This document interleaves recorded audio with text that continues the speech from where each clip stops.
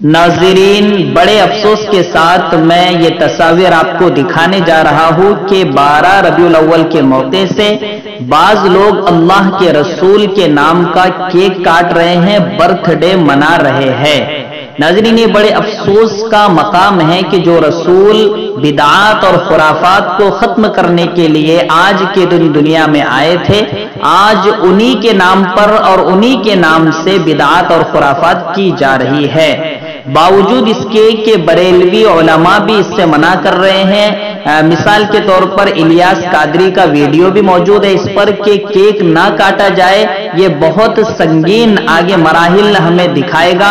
उन्होंने सख्ती से मना भी किया, लेकिन उसके बावजूद अवाम मानने के लिए तैयार नहीं है। और उसमें अफसोस ये है कि बाज उलमा, आप देख सकते हो स्क्रीन पर, कि इस तरीके की हरकतें कर रहे हैं और अल्लाह के रसूल के नाम का केक काट रहे हैं। यानी आप अंदाजा लगा सकते हो कि अल्लाह के रसूल ने यहूद व नसारा के मुखालफत में किस तरीके की अहादीस इरशाद फरमाई, और आज यहूद व नसारा की ही नकल करते हुए अल्लाह के रसूल के नाम का केक काटा जा रहा है। ये बड़े अफसोस का मकाम है।